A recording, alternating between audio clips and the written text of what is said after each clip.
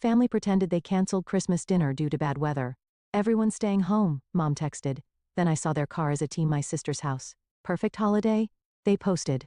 When they called next day, Catherine, everyone's staying home due to the ice storm. Christmas dinner is canceled. Stay safe. My mom's text read. I stared at my phone in disappointment but understood.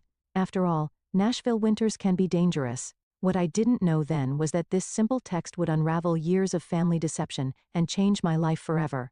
My name is Catherine, and I'm 32. I'm an accountant, and until last Christmas, I thought I was just the different one in my family. The quiet, career-focused sister who didn't quite fit in with their loud social gatherings. My younger sister Anna was always the star, the one who could do no wrong in our parents' eyes. That Christmas morning I settled in for a quiet day alone. I made myself hot chocolate, turned on some holiday movies, and tried to stay positive despite the loneliness. Around 3 p.m., I was scrolling through Instagram when my heart stopped. There it was. A fresh post from my cousin Nina. Perfect family Christmas at Anna's.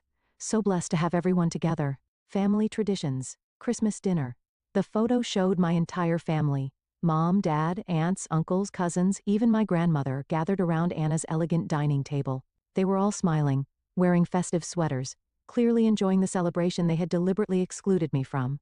Through the windows in their photos I could see clear, sunny skies.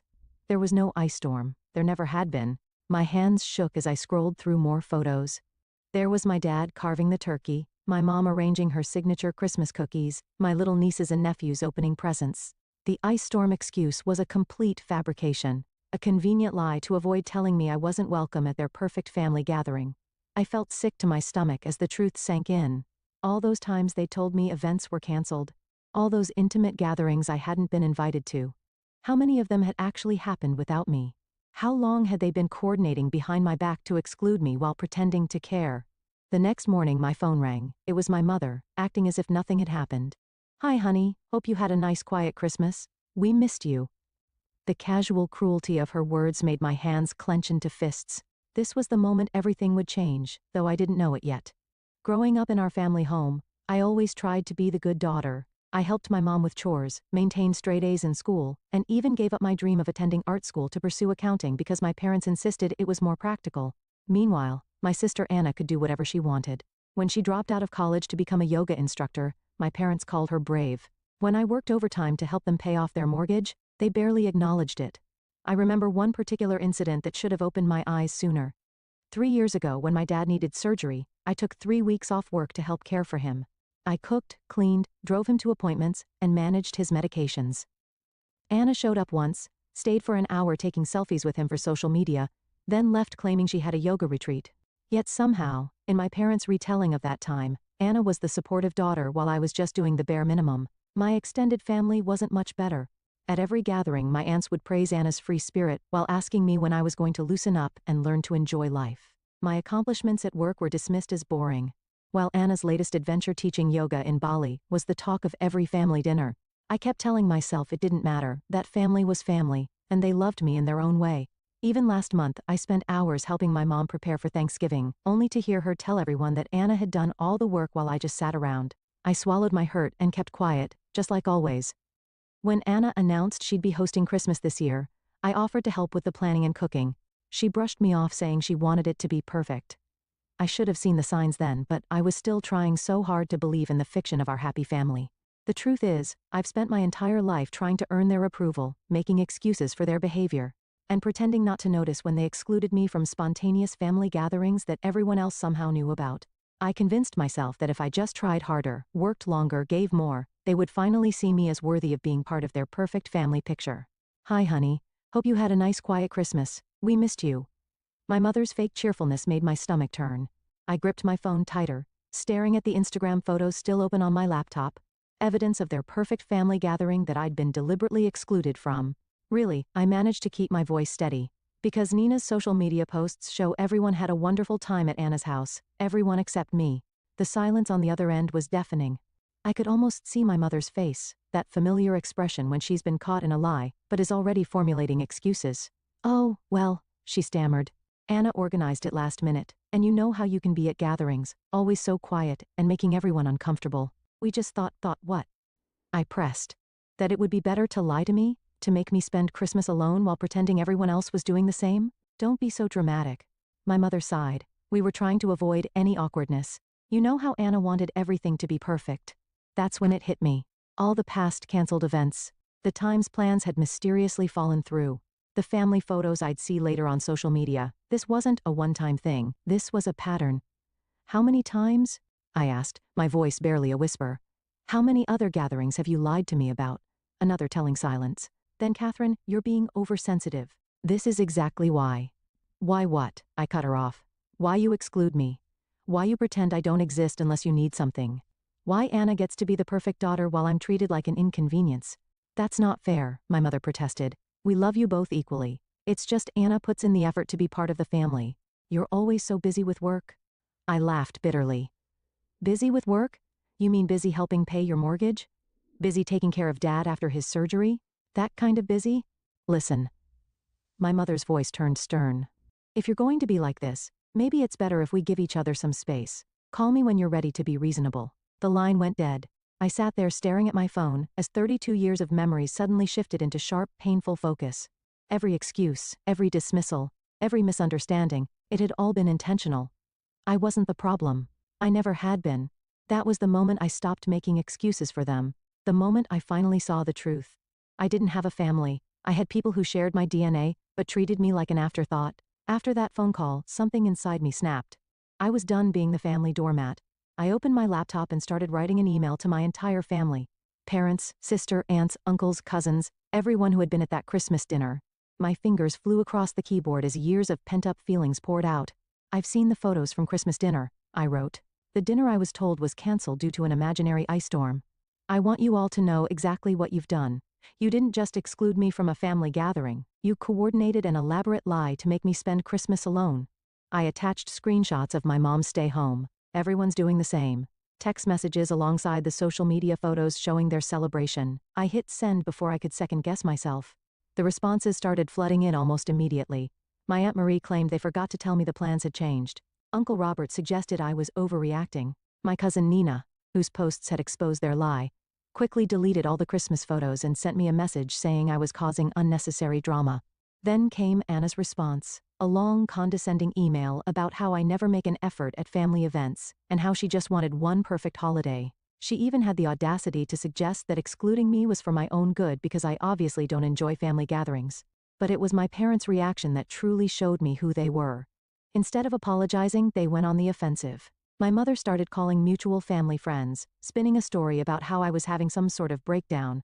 My father sent me a stern email about respecting family privacy, and how airing our dirty laundry was unacceptable. You've really done it now, Anna texted me. Mom's crying, everyone's upset, and it's all because you couldn't just accept that maybe you're the problem. This is exactly why we didn't want you at Christmas.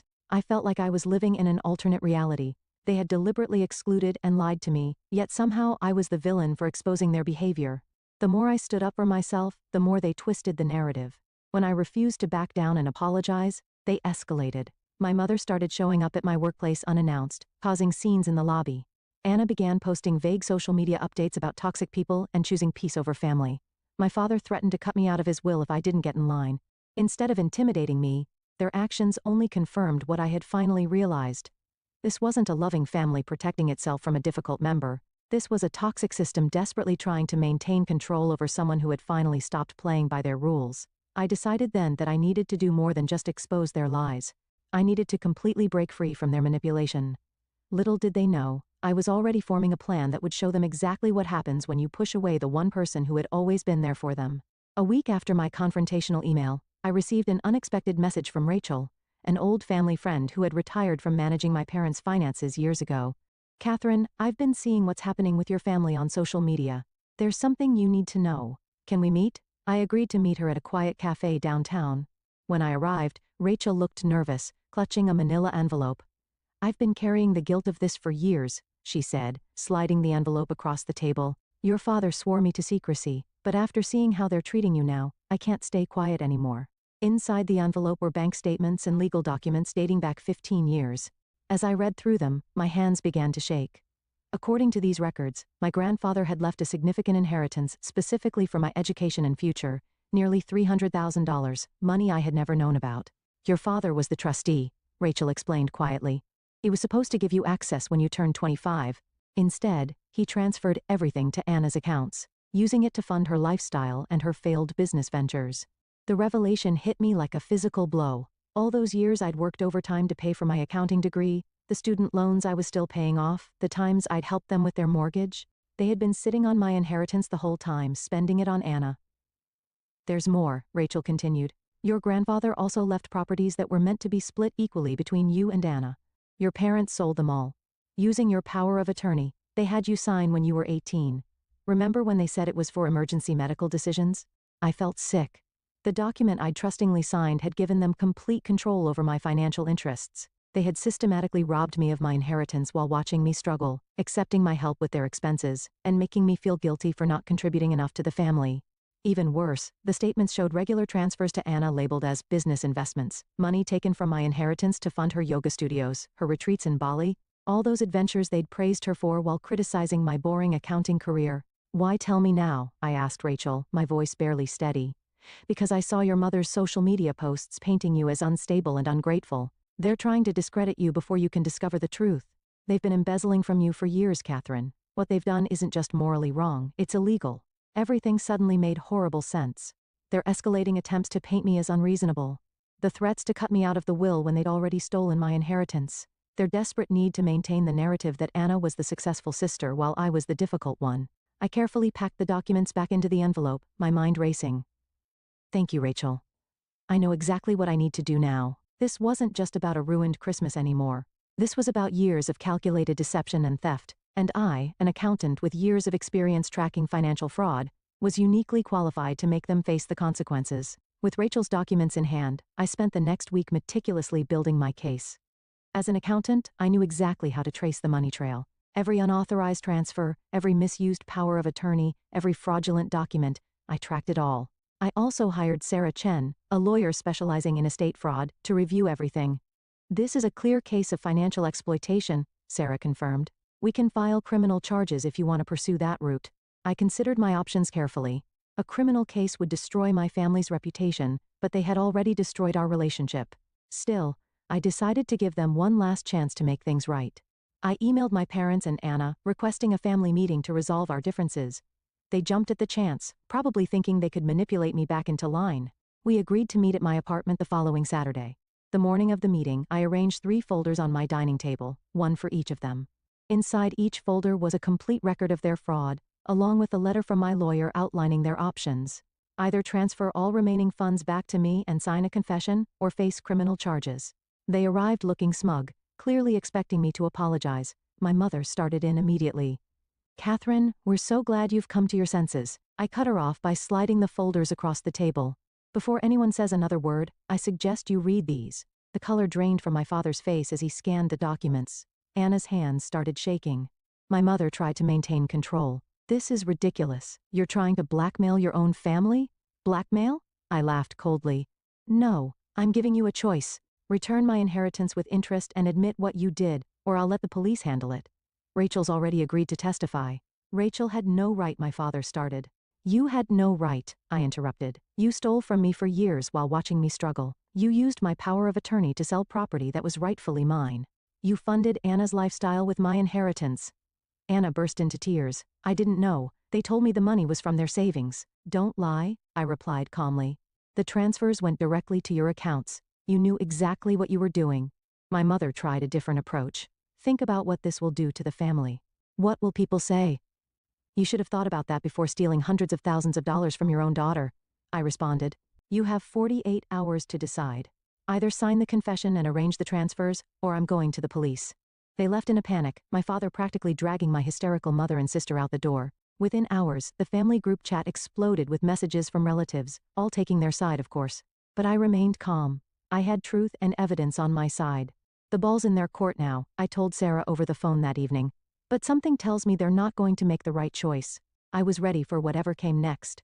After all, they had already given me the greatest gift, freedom from their manipulation. The 48-hour deadline came and went.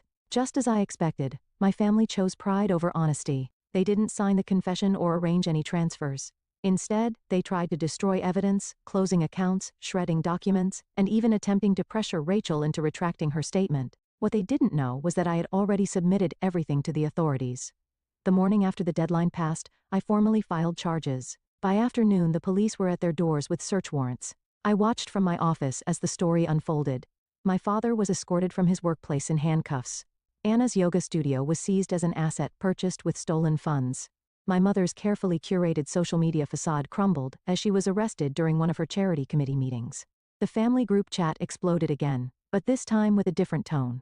Relatives who had dismissed my claims were suddenly quiet as the evidence became public record.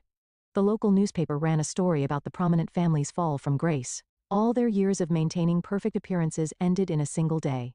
My phone buzzed with a text from Rachel. "You did the right thing. Your grandfather would be proud." She was right. This wasn't about revenge anymore, it was about justice.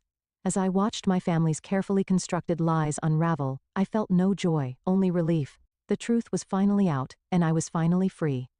1 year later, I sat in my new home in Denver watching snowfall outside my window. The court case had concluded months ago. My father and mother both took plea deals, agreeing to pay restitution. Anna's yoga empire had crumbled, and she'd finally gotten a real job as a receptionist. The perfect family image they'd worked so hard to maintain was gone forever. Most of the relatives who had enabled their behavior for years stopped speaking to me. But surprisingly, I found I didn't miss them. Instead, I had built a new support system. Genuine friends who valued honesty over appearances, colleagues who respected my work ethic, and even a few distant cousins who reached out to apologize for their past behavior. Rachel came to visit me last week. Over coffee, she handed me an old photo album she'd found while cleaning out her office. Inside were pictures of my grandfather and me, moments I'd almost forgotten. In one photo, he was teaching me to fish, both of us laughing at something long forgotten. "He always said you were the strong one," Rachel told me. "He knew they favored Anna, but he believed you would overcome it." I touched the photo gently, remembering his kind smile. He had tried to protect my future through that inheritance. And though it had taken years, his final gift had ultimately given me something more valuable than money. The courage to stand up for myself and the freedom to build a life on my own terms. Sometimes the best revenge isn't about getting even, it's about getting free.